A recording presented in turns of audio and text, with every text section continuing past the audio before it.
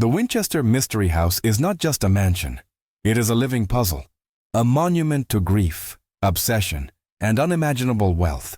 Rising unexpectedly in San Jose, California, this sprawling labyrinth of rooms, staircases, and sealed corridors defies every rule of traditional architecture. Doors open into walls. Staircases climb toward ceilings. Windows overlook empty rooms. Nothing here is accidental, and nothing feels entirely finished. At the heart of this architectural enigma is Sarah Winchester, the widow and heir to the Winchester repeating arms fortune. For nearly 4 decades, construction on her home never stopped. Day and night, carpenters rebuilt, expanded, tore down, and reinvented the house according to plans known only to her. Some say she was haunted by spirits. Others believe she was simply far ahead of her time, experimenting with space, symbolism, and control in a world that offered her few outlets for power. This video journeys deep inside the Winchester Mystery House to uncover the truth behind its strangest features. From staircases that lead nowhere to an obsessive fixation on the number 13. From secret passages to sealed rooms frozen in time, each detail reveals another layer of mystery. Is this mansion a spiritual fortress, an architectural experiment, or the misunderstood legacy of a woman shaped by loss? As we explore 15 of the most fascinating stories hidden within these walls, one thing becomes clear. The Winchester Mystery House is not meant to be understood at a glance. It must be experienced, step by step, door by door, through the shadows of one of America's most haunting homes. For nearly 4 decades, the Winchester Mystery House existed in a state of perpetual transformation. Construction began in 1884, and remarkably, did not stop until Sarah Winchester's death in 1922. Unlike traditional mansions built from a single master plan, this house evolved continuously, shaped by daily decisions rather than long-term blueprints. Carpenters worked around the clock, often in rotating shifts, ensuring that the sound of hammers and saws never truly faded from the property. This non-stop construction is one of the defining elements of the Winchester Mystery House's legend. According to popular accounts, Sarah Winchester believed that halting construction would invite death or spiritual retribution. Whether motivated by superstition, grief, or a desire for control, the result was an architectural organism that grew without logic or restraint. Rooms were added, altered, and sometimes abandoned mid-build. Walls were erected only to be torn down weeks later. Entire sections of the house were redesigned on a whim. The lack of a final plan produced one of the most chaotic floor layouts in American architectural history. Hallways end abruptly. Bedrooms open into other bedrooms with no apparent hierarchy. Stairs twist sharply, narrowing and flattening in ways that defy comfort or purpose. Unlike European labyrinths designed to impress or confuse guests intentionally, this confusion feels deeply personal, as if the house was meant to respond only to its owner. Construction crews reportedly received instructions daily, sometimes verbally, sometimes through rough sketches. No architect was ever credited with overseeing the project. Sarah Winchester herself acted as the ultimate authority, making decisions late at night and changing her mind frequently. This improvisational approach meant that the house never reached a finished state. It was always becoming something else. The constant rebuilding also served a practical purpose beyond myth. Sarah Winchester possessed one of the largest private fortunes of her time. Continuous construction allowed her to reinvest enormous sums of money into the local economy while avoiding public scrutiny. In an era when wealthy widows were often judged harshly, the house became a private outlet for both spending and experimentation. Yet the cost of endless construction was more than financial. The house became physically unstable in places, with weight unevenly distributed across floors and foundations. This vulnerability was exposed during the 1906 San Francisco earthquake, when entire wings collapsed while others survived intact. Instead of rebuilding everything, Sarah sealed off damaged sections permanently, preserving them as frozen moments in the house's evolving story. The never-ending construction transformed the Winchester Mystery House into something unique, not a monument to completion, but a monument to process. Every room tells the story of a decision made, and often unmade. The house does not guide visitors towards a destination. It traps them in motion, mirroring a life spent building forward without closure. In the end, when construction finally stopped upon Sarah Winchester's death, the house did not feel finished. It felt interrupted, and perhaps that is its greatest mystery. A mansion defined not by what it became, but by the fact that it was never allowed to end. To understand the Winchester Mystery House, one must first understand Sarah Lockwood Pardee Winchester herself. Born into a well-educated and affluent family, Sarah was known in her youth for her intelligence, musical talent, and refined manners. She spoke multiple languages, played several instruments, and moved comfortably within elite social circles. Nothing in her early life suggested the reclusive, enigmatic figure history would later remember. Her life changed irrevocably through loss. In 1866, Sarah and her husband, William Wirt Winchester, lost their infant daughter Annie to a childhood illness. The child lived only a few weeks. The grief was devastating, and by many accounts, Sarah never fully recovered. 15 years later, tragedy struck again when William Winchester died of tuberculosis, leaving Sarah a widow at just 43 years old.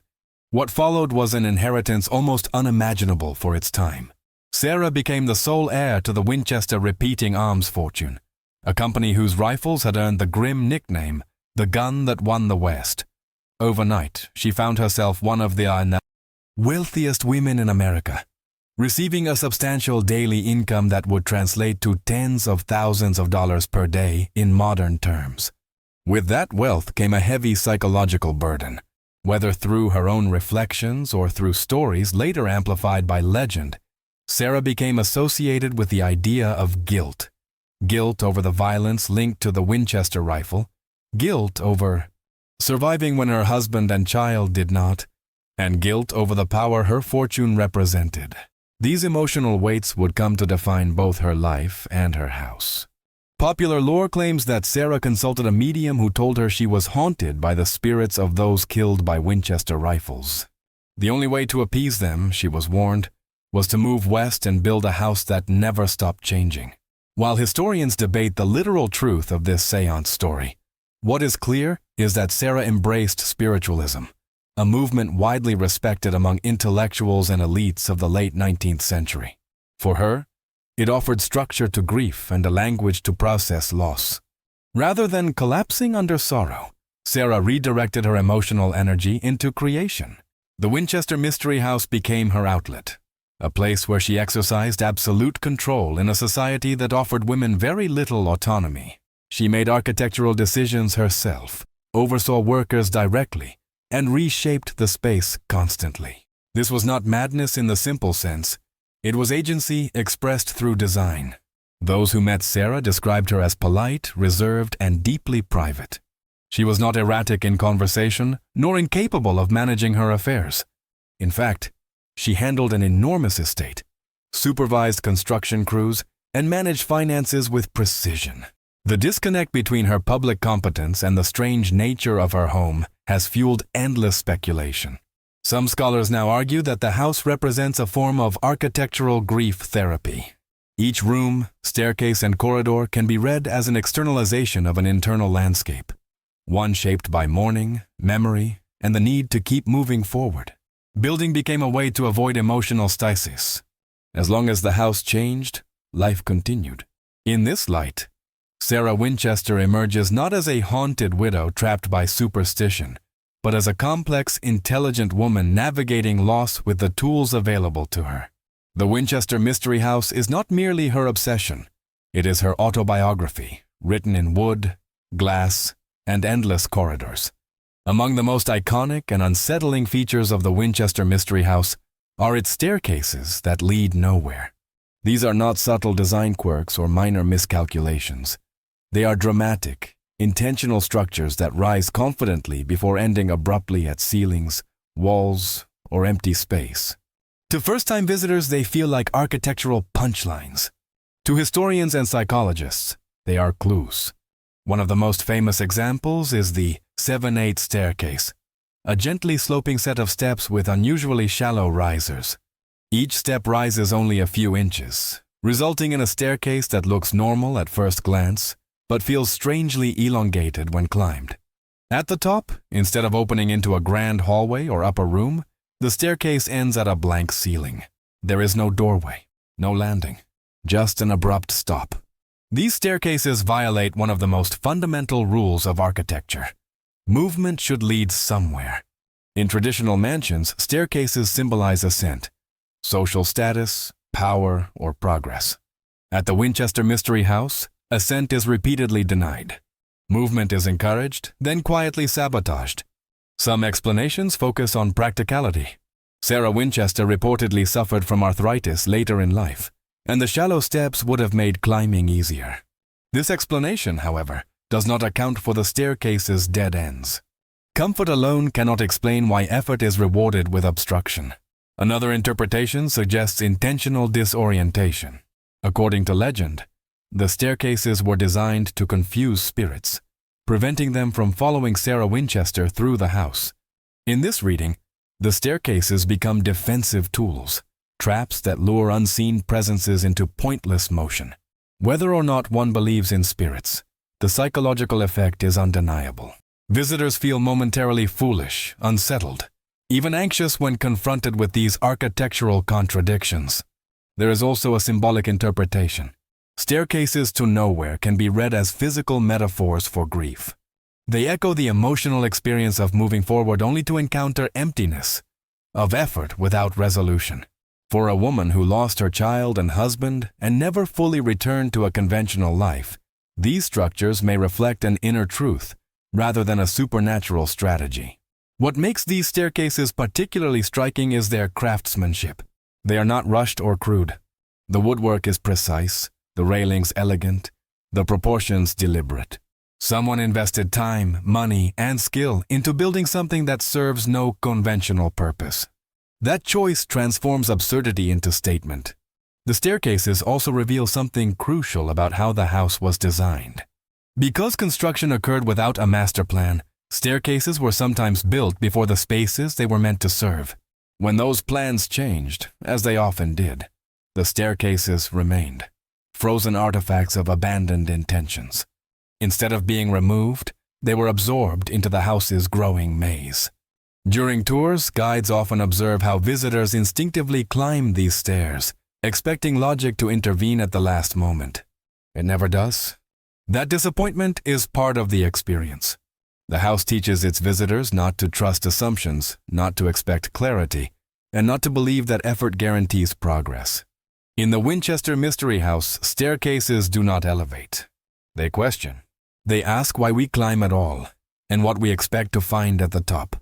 In a mansion filled with contradictions, these staircases may be the most honest elements of all, pathways that admit, openly and unapologetically, that not every journey has a destination.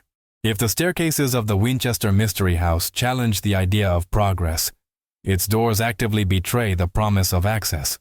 Throughout the mansion, doors appear exactly where one expects them to be, framed properly, fitted with polished handles, and positioned at the end of hallways or landings. Yet when opened, many of them reveal not another room, but a solid wall, a sheer drop, or empty air. These doors do not merely confuse, they destabilize trust. One of the most infamous examples was a second-story door that once opened directly into open space. Before safety modifications were added for public tours, opening this door would have resulted in a dangerous fall. The fact that such a door existed at all has fueled decades of speculation. Was it a mistake left uncorrected or a deliberate act of architectural defiance? As with much of the house, no single explanation fully satisfies. In some cases, doors were installed with the intention of leading into future rooms that were never built.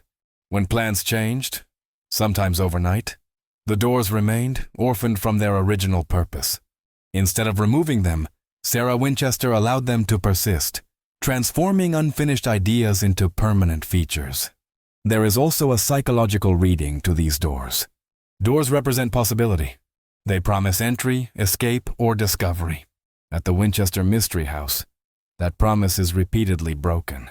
The act of opening a door becomes an exercise in disappointment. This repetition creates an unsettling rhythm, expectation followed by denial. Spiritual interpretation suggests these doors were designed to confuse spirits, much like the staircases.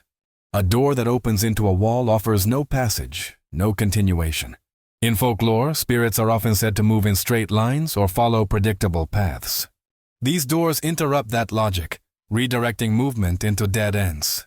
Whether this belief motivated the design or was applied afterward, it fits seamlessly into the house's defensive mythology. Yet perhaps the most compelling explanation lies in control. Sarah Winchester lived in a world where much had been taken from her: family, stability, and privacy. Within her house, she controlled reality itself. She decided which doors led somewhere and which did not. She inverted the rules of architecture and, by extension, the rules of expectation. Craftsmanship again plays a crucial role. These doors are not crude or hidden. They are often beautifully finished, with ornate frames and quality materials. Their deception lies not in neglect, but in intention. They look exactly like functional doors, because they were built to be convincing. Visitors today often describe a lingering unease when encountering these doors. There is a brief moment of hope, followed by confusion, and then an almost philosophical resignation. The house seems to say, not every question has an answer, and not every door is meant to be opened. In traditional mansions, doors organize space and guide movement. At the Winchester Mystery House, they disrupt both. They turn navigation into uncertainty and architecture into narrative. Each false door is a reminder that this is not a house designed to welcome or impress. It is a house designed to challenge, resist, and unsettle. In the end, these doors do more than lead nowhere. They lead inward, forcing anyone who encounters them to confront the discomfort of expectation without reward. In a home built on grief, wealth, and mystery, that may be the most honest design choice of all. Few numbers carry as much symbolic weight as 13, and nowhere is that symbolism more deeply embedded than in the Winchester Mystery House. Throughout the mansion, the number appears again and again, woven into staircases, windows, ceilings, and even everyday fixtures. This repetition feels deliberate, almost ritualistic, transforming an abstract superstition into a physical presence that follows visitors from room to room. One of the most famous examples is a staircase containing exactly 13 steps. While this may sound unremarkable at first, its placement and isolation make it stand out. Unlike standard staircases that connect functional spaces, this one seems designed primarily to satisfy numerical intent. Nearby windows are divided into 13 panes. Elsewhere, chandeliers hang with 13 lights, and drainage holes in sinks are drilled in groups of 13. Even closets and walls display patterns that repeat the number subtly, as if whispering rather than shouting. In Western culture, 13 has long been associated with misfortune, imbalance, and disruption. By the late 19th century, this superstition was deeply ingrained, particularly among spiritualist circles. For Sarah Winchester, the number may have functioned as a form of protection, a symbolic shield against unseen forces. Rather than avoiding 13, she embraced it, surrounding herself with its presence as if to neutralize its power. Some interpretations suggest the opposite, that the number 13 was used as a warning or appeasement. If spirits truly haunted the house, the repetition of a powerful number might have been meant to keep them occupied, satisfied, or bound by symbolic order. In this reading, the house becomes not just a maze of rooms, but a coded language written in numerology. Skeptics argue that the fixation on 13 has been exaggerated over time, amplified by tour guides and popular media eager for mystery.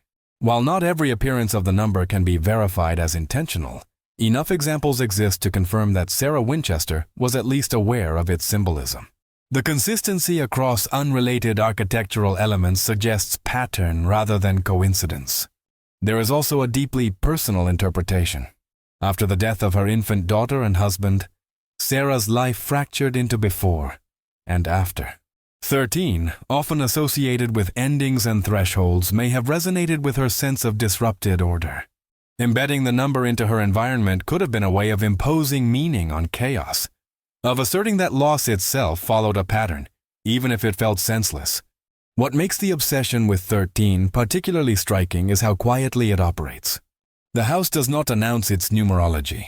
It reveals it slowly, rewarding attentive observation. Visitors often notice one instance by chance, then begin to see it everywhere, creating a feeling of being drawn into a private logic that was never meant to be explained. In traditional architecture, numbers serve measurements and proportions. At the Winchester Mystery House, they serve emotion and belief. 13 becomes less a superstition and more a signature, a mark left by a woman shaping her world according to rules only she fully understood. Whether viewed as protection, provocation, or personal symbolism, the number 13 adds a layer of intention to the house's chaos. It suggests that beneath the confusion lies a consistent, if inscrutable, internal logic. In a mansion where nothing leads where it should, the number 13 is one of the few things that always returns, persistent, deliberate, and impossible to ignore.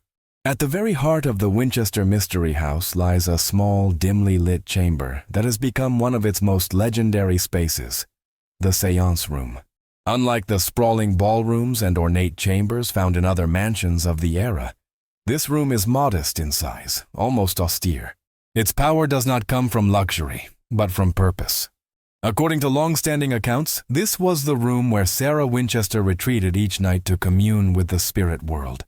Spiritualism was not fringe belief in the late 19th and early 20th centuries.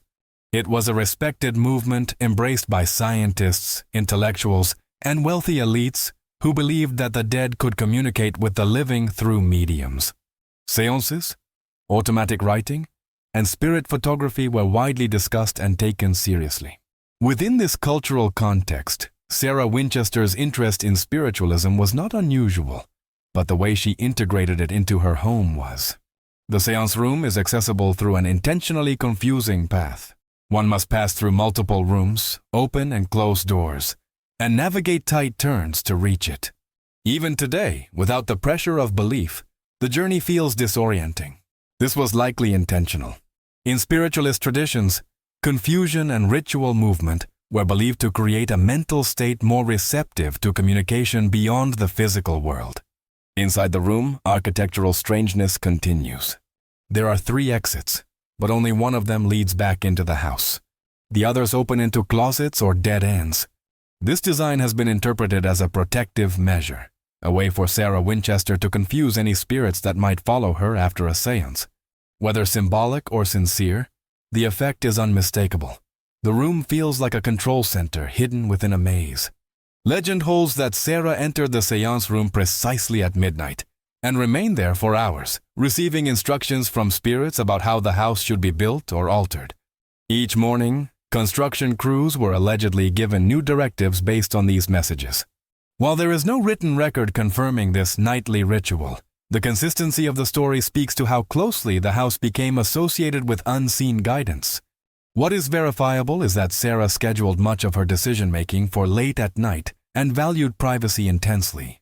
The Séance Room was one of the few spaces in the house where she could be entirely alone, free from servants, workers, and visitors. In this sense, the room may have functioned less as a supernatural chamber and more as a private sanctuary, a place for reflection, meditation, and emotional release. The room's symbolism is reinforced by its position within the house. While the mansion expands chaotically outward, the Séance Room acts as an inward point, a place of stillness amid constant motion. It represents the moment where noise stops, tools rest, and decisions are formed. Whether those decisions came from spirits or from Sarah's own mind is ultimately secondary to the role the room played. Modern visitors often report a shift in atmosphere upon entering the Séance Room. The acoustics feel different. The air seems heavier. This response may be psychological, shaped by expectation and storytelling, but it mirrors the intention behind the space. The room was designed to feel separate, insulated from the logic of the rest of the house. In the broader narrative of the Winchester Mystery House, the Séance Room transforms Sarah Winchester from passive victim of legend into active participant. She is no longer simply haunted. She is engaged, negotiating with forces, real or imagined, through architecture itself. The house becomes not just a shelter, but a conversation. Whether one believes in spirits or not, the Séance Room remains one of the most intimate and revealing spaces in the mansion. It is where myth, belief, grief, and control converge. And it reminds us that the true mystery of the Winchester Mystery House may not lie in its ghosts, but in the inner life of the woman who built it. One of the most enduring theories surrounding the Winchester Mystery House is that it was deliberately designed as a trap, not for people, but for spirits. According to legend, Sarah Winchester believed she was haunted by the restless souls of those killed by Winchester rifles, and that the only way to protect herself was to build a house so confusing that no spirit could ever find her for long. Whether literal belief or symbolic narrative, this idea has become central to the house's identity. The architecture supports this theory in unsettling ways. Corridors twist unexpectedly. Rooms open into other rooms without clear purpose. Staircases reverse direction mid-climb. Doors promise passage, then deliver obstruction. There is no obvious central axis, no grand organizing principle. Movement through the house feels accidental rather than guided, as if logic itself has been dismantled. In folklore and spiritualist belief, spirits are often described as following habitual paths or responding to intention. Straight lines, predictable routes, and repetition are thought to make movement easier for unseen entities.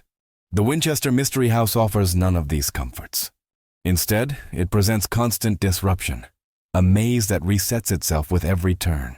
The house also lacks symmetry, a feature traditionally associated with balance and stability. In classical architecture, symmetry provides order and orientation. At Winchester, imbalance reigns. Windows overlook walls. Floors misalign between levels. Ceiling heights change abruptly. For a human visitor, this creates disorientation. For a spirit, at least within the logic of legend, it would create confinement. There are even structural elements that seem designed to slow or redirect movement. Narrow staircases flatten near the top, forcing climbers to adjust their pace. Sudden steps appear where floors should be level. Doorways shrink unexpectedly, requiring physical awareness to pass through.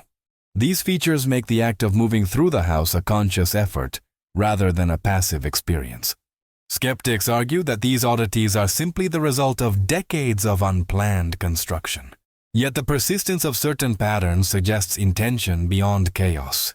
Confusion is not random here. It is layered and consistent. Every solution creates a new problem. Every passage introduces uncertainty. Psychologically, the idea of confusing spirits may reflect Sarah Winchester's desire to externalize her fear. By turning anxiety into architecture, she gained control over it.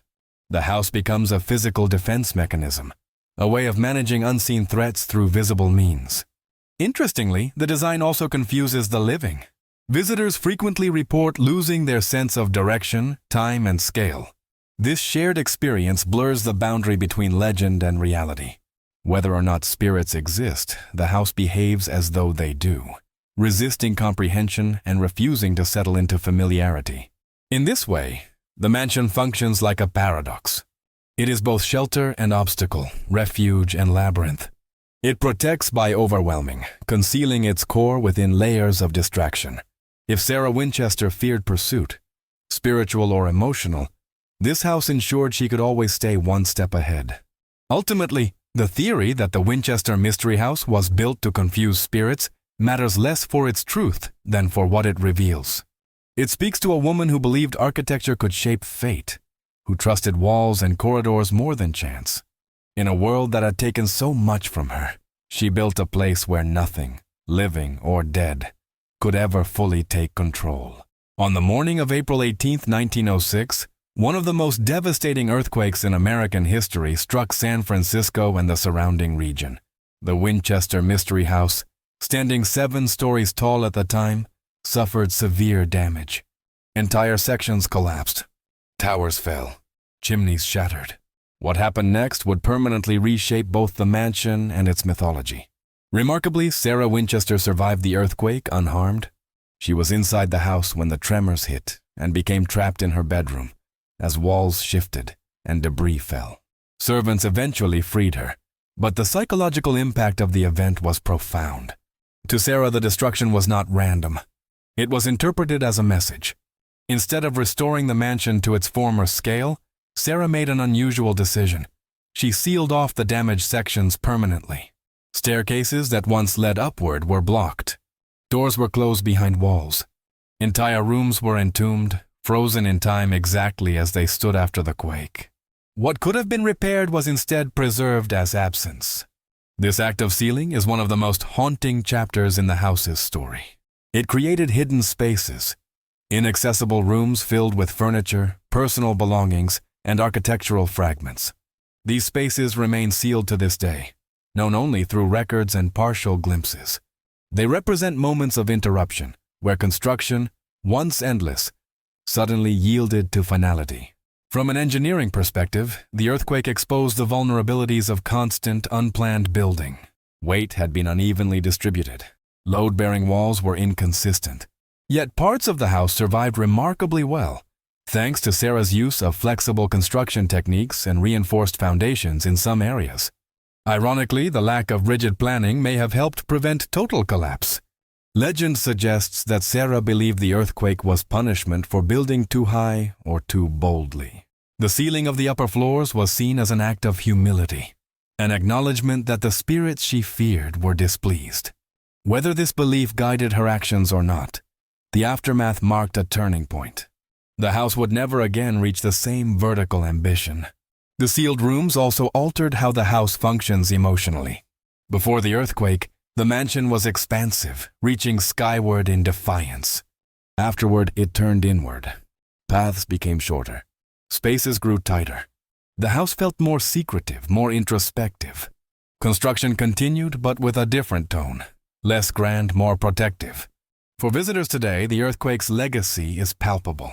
Guides point out doors that once led to towers now gone, windows that overlook nothing, and staircases abruptly cut off. These are not whimsical oddities, they are scars. The house carries its trauma openly, refusing to erase the moment that changed everything. The decision to seal rather than rebuild challenges the idea that the Winchester Mystery House is merely chaotic. It reveals intention, reaction, and restraint. Sarah Winchester chose preservation over correction, memory over perfection. In doing so, she transformed disaster into narrative. The 1906 earthquake did not end the mystery of the Winchester house. It deepened it. By locking away parts of her creation, Sarah ensured that some questions would never be answered. The house became not only a place of endless building, but also a place of deliberate silence.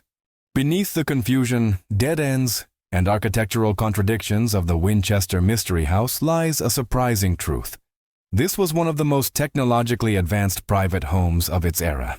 While visitors often focus on what doesn't make sense, what quietly astonishes historians is how much of the house was built with comfort, innovation, and luxury in mind.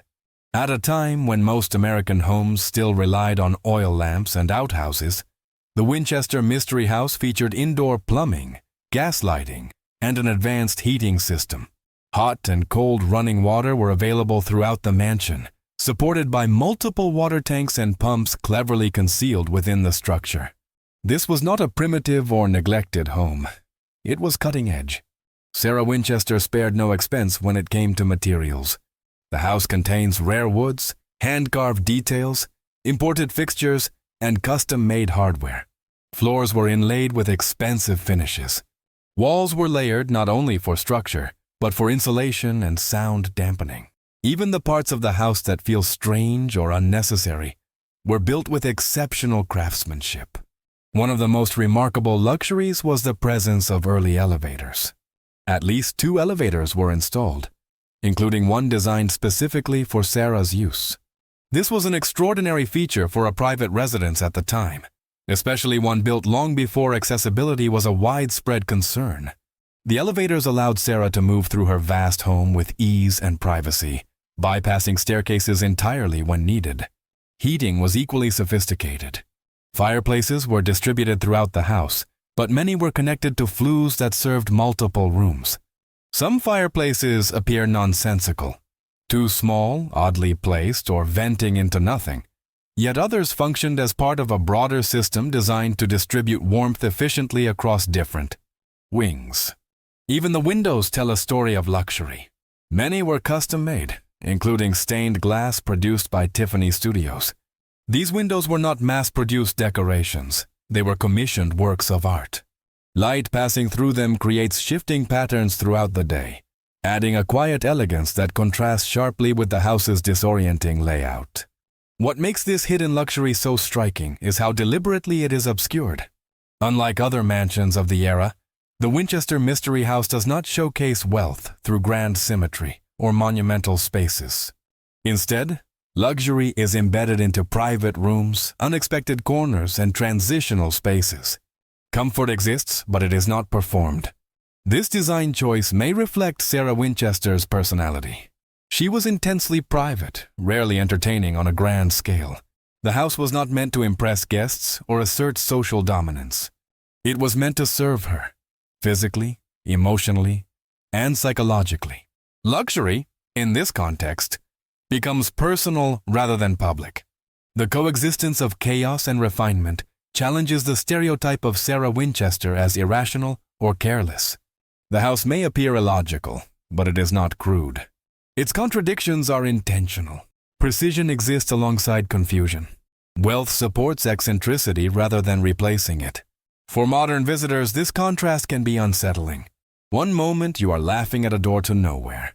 The next, you are standing before an exquisite piece of stained glass worth a fortune.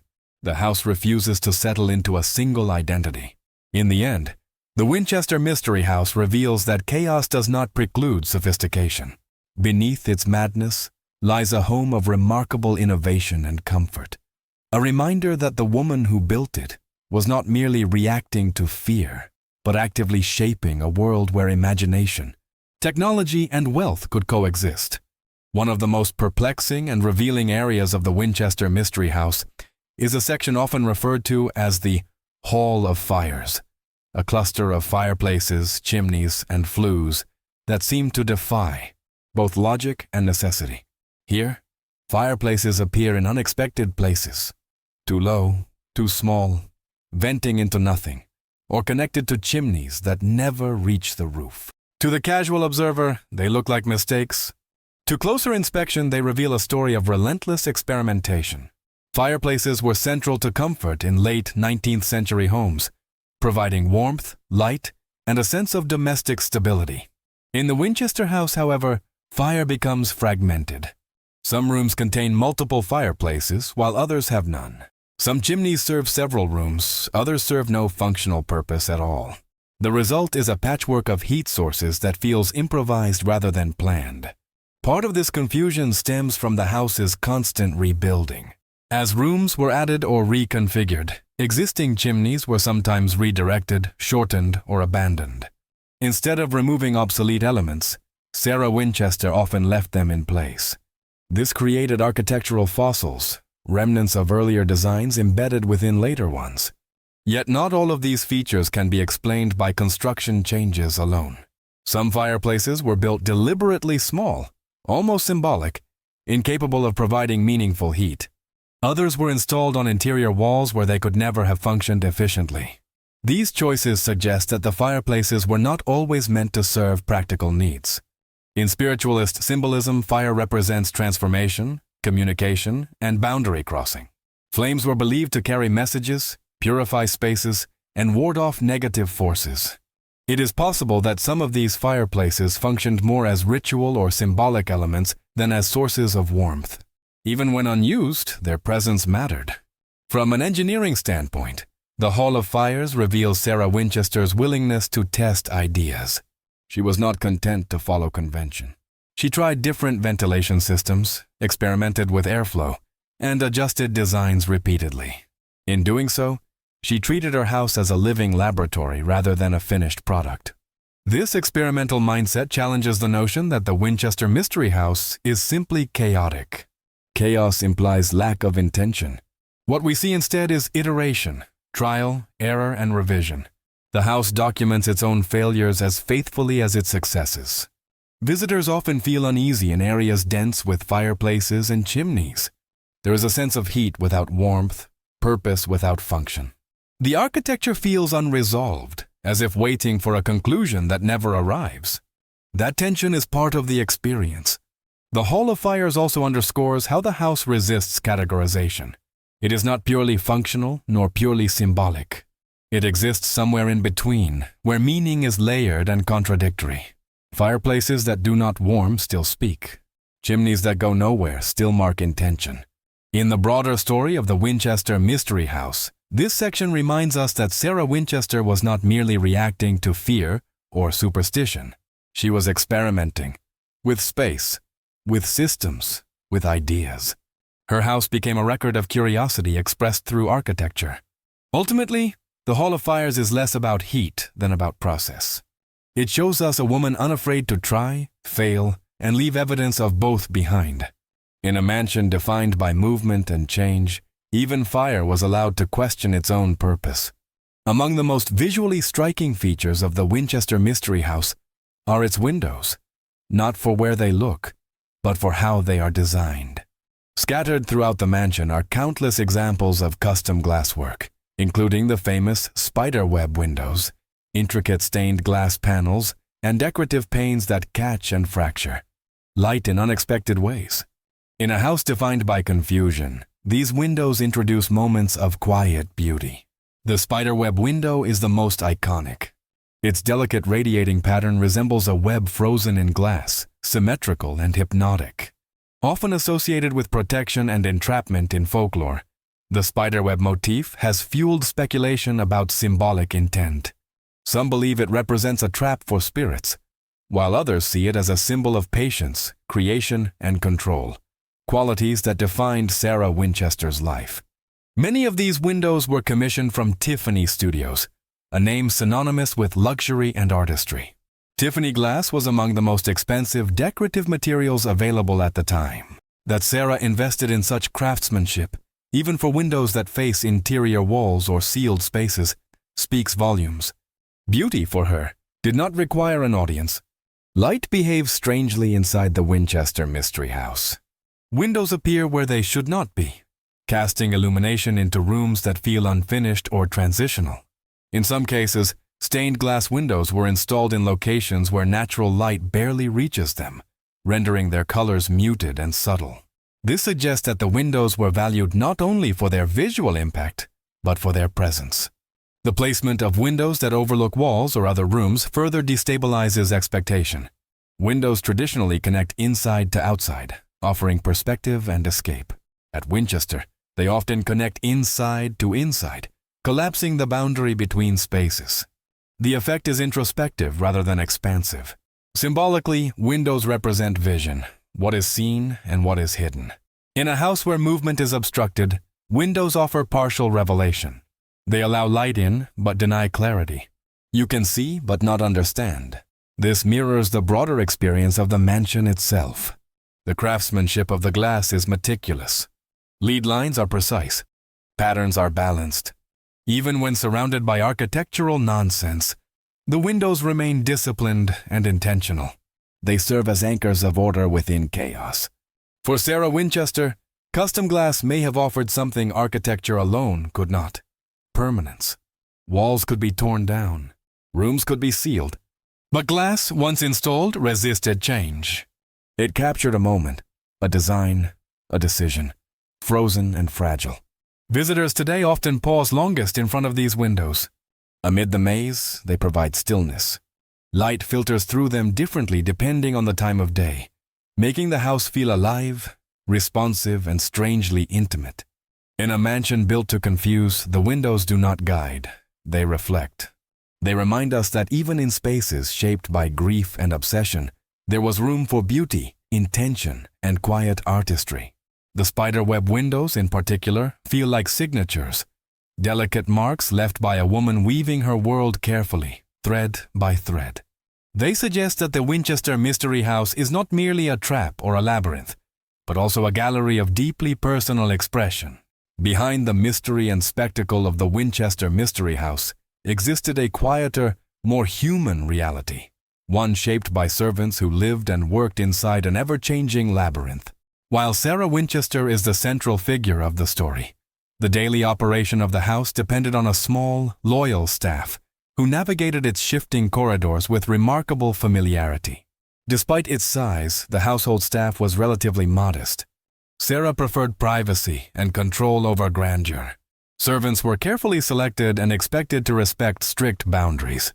Many were long-term employees who adapted to the house's constant evolution, memorizing new layouts as walls moved and rooms appeared or disappeared. To function efficiently, the house developed its own internal logic, one that outsiders could not easily perceive. Narrow passageways and secondary staircases allowed staff to move quietly and quickly without crossing Sarah's path. These silent corridors minimized noise and preserved her solitude.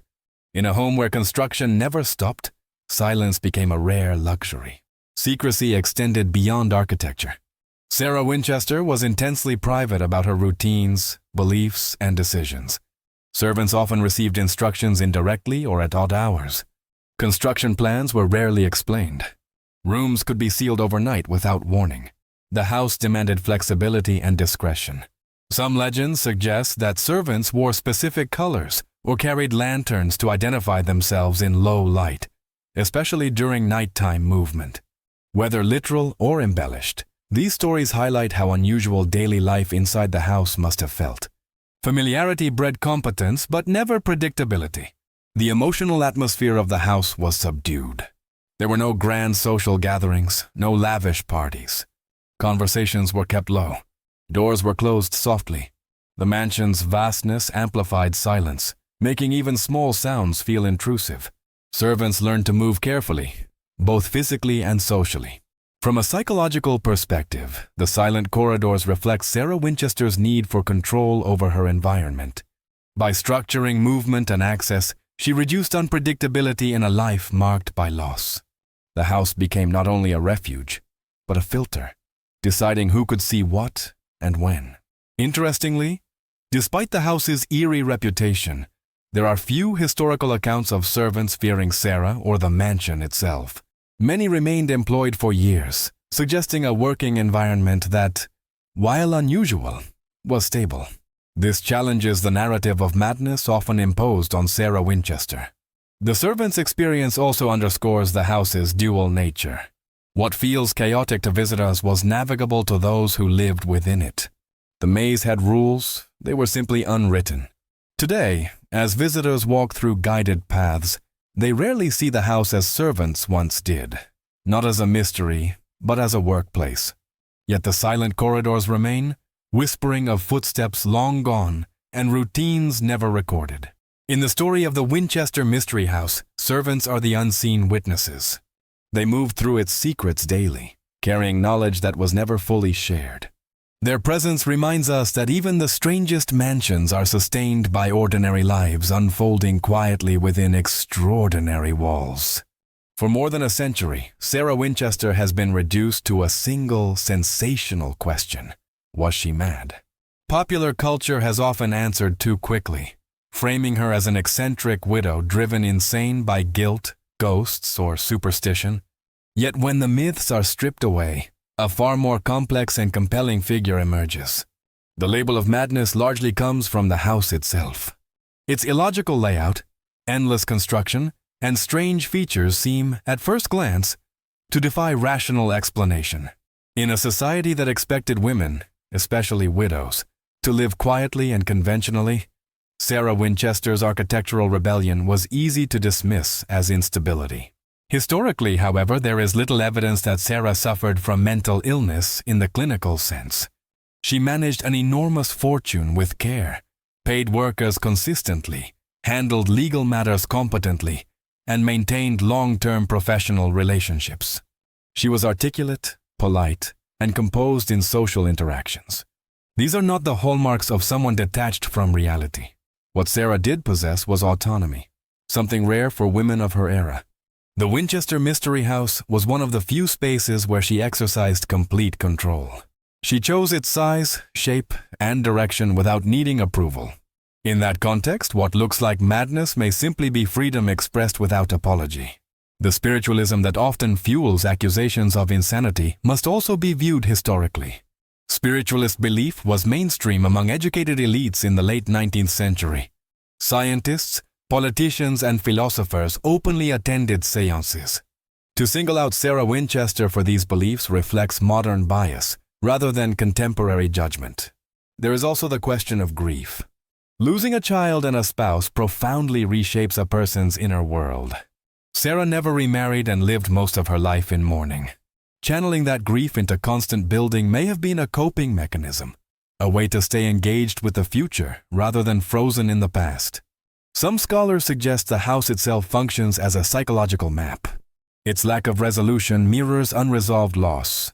Its constant movement reflects refusal to stagnate. Its sealed rooms represent emotional boundaries.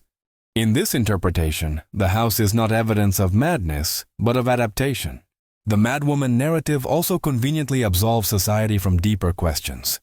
If Sarah was insane, then her wealth, grief, and isolation require no further examination.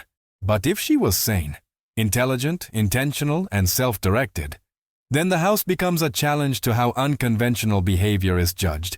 Even the most bizarre features of the house can be explained without invoking delusion. Changing plans, abandoned rooms, and architectural contradictions are common in long-term projects, especially ones without a fixed blueprint. The scale makes them visible. The legend magnifies them. Ultimately, the question may be wrong. Instead of asking whether Sarah Winchester was mad, a better question is whether we are uncomfortable with women who build worlds that refuse explanation. The Winchester Mystery House unsettles because it resists narrative closure. Sarah Winchester did not leave behind a manifesto or confession. She left a structure, complex, contradictory, and deeply personal. If madness is defined as a refusal to conform, then perhaps the label says more about the observer than the woman herself. When Sarah Winchester died in 1922, construction on the Winchester Mystery House stopped immediately. For the first time in nearly 4 decades, the sound of hammers and saws fell silent. What remained was an enormous, unfinished mansion filled with unanswered questions and an opportunity. Sarah's will left the house itself largely unmentioned, focusing instead on her financial estate. Furniture and belongings were removed over several weeks, sometimes taking multiple trips by truck. With Sarah gone, the house lost its purpose as a private sanctuary. Almost overnight, it gained a new identity. Within months, the Winchester Mystery House opened to the public as a tourist attraction. What had once been intensely private was now something to be explained, packaged, and narrated. Early promoters leaned heavily into the supernatural. Ghost stories, seances, and madness became marketing tools, transforming architectural oddity into spectacle. This transition reshaped the house's legacy. Rooms that once held personal meaning were recast as curiosities. Architectural experiments became punchlines. The legend of haunted halls proved irresistible, especially in an era fascinated by spiritualism and mystery. Yet public access also preserved the house. Without tourism, the cost of maintaining such a massive, unconventional structure would have been prohibitive. Opening the house ensured its survival, even if it meant simplifying or sensationalizing its story. Over time, tours became more structured. Certain paths were emphasized. Others were closed for safety.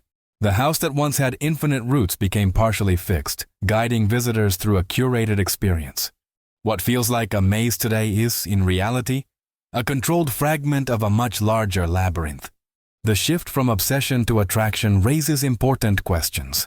How much of what we believe about the Winchester Mystery House comes from Sarah Winchester? And how much comes from the stories told after her death? Legends solidified not because Sarah confirmed them, but because they sold tickets. Modern historians have worked to rebalance the narrative, highlighting Sarah's intelligence, wealth management, and historical context. Still, the ghost story remains the house's most powerful draw. Mystery is easier to market than nuance. Interestingly, the house now functions much as it always did, shaping experience through confusion. Visitors follow paths, hear stories, and leave with impressions that feel personal, yet incomplete. The house continues to control its narrative, resisting total explanation. In becoming public, the Winchester Mystery House gained immortality but lost privacy. It transformed from an inward expression of grief into an outward object of fascination. The house outlived its creator, adapting once more, this time to the expectations of the world. What began as a deeply personal project now belongs to cultural imagination. And in that transformation, the mystery did not fade. it multiplied. Today, the Winchester Mystery House stands as one of the most investigated, haunted locations in the United States.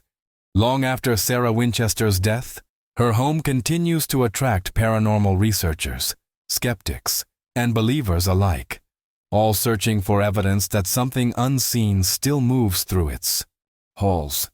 Over the decades, countless visitors and staff members have reported strange experiences. Footsteps echo where no one stands. Doors seem to close on their own. Cold spots appear suddenly in otherwise stable rooms. Some claim to hear whispers or the distant sound of construction, hammers tapping softly, as if the house itself remembers when it was never still. One of the most frequently mentioned figures is a ghost referred to as Clyde, believed by some to be a former construction worker. Staff members have described encounters with a friendly male presence, often near areas that were once under heavy construction. Tools have reportedly moved, and lights have flickered without explanation. Whether coincidence or imagination, these stories persist with remarkable consistency. Paranormal investigation teams have conducted overnight studies using EMF meters, thermal cameras, and audio recording devices. While no definitive proof has ever been produced, recordings occasionally capture unexplained sounds or temperature fluctuations. Skeptics argue that the house's unusual design naturally amplifies noise and air movement, creating the illusion of activity. The architecture itself plays a crucial role in these legends. The maze-like layout disorients visitors, heightens awareness, and disrupts normal sensory expectations. In such an environment, the mind fills gaps quickly. The house does not need ghosts to feel haunted. It generates unease through space alone. Modern legends also extend beyond traditional hauntings. Some believe Sarah Winchester's spirit still guides the house, ensuring it remains incomplete. Others claim sealed rooms hold energy trapped since the 1906 earthquake. These stories evolve with each generation, adapting to contemporary fears and fascinations. Importantly, the house embraces its legend without fully committing to it. Tours present stories alongside historical context, allowing visitors to decide what they believe. This balance keeps the mystery alive without collapsing into pure fiction. The Winchester Mystery House thrives on ambiguity. Paranormal investigations rarely conclude anything definitively, but they add new layers to an already complex narrative. Each unexplained sound becomes another thread in the web. In the end, the house does not demand belief. It invites curiosity. Whether haunted by spirits or memories, the Winchester Mystery House continues to behave as it always has, refusing to rest, resisting closure, and reminding us that some mysteries endure, not because they are proven, but because they are never fully resolved. The Winchester Mystery House does not end the way most stories do. There is no final room, no last revelation, no single truth waiting behind a door. Instead, it leaves us where it has always thrived, in uncertainty. Was this house built to confuse spirits, to process grief, or to give one woman control in a world that had taken everything from her? Perhaps the real mystery is not what Sarah Winchester believed, but what she chose to build in response. Every staircase to nowhere, every sealed room, every unfinished corridor feels like a sentence left intentionally incomplete. Long after the hammer stopped and the halls opened to the public, the house continues to do what it was always meant to do: unsettle, challenge, and resist explanation. It refuses to become a simple ghost story or a neat historical footnote. It exists somewhere between logic and belief, architecture and emotion. As visitors leave the Winchester Mystery House, they don't carry answers with them. They carry questions. And maybe that was the point all along. A mansion not designed to be understood, but experienced. Not finished, but interrupted. Not haunted by spirits alone, but by memory, loss, and the quiet determination of a woman who built her own rules into every wall. The Winchester Mystery House is not a puzzle to be solved. It is a story that never wanted an ending,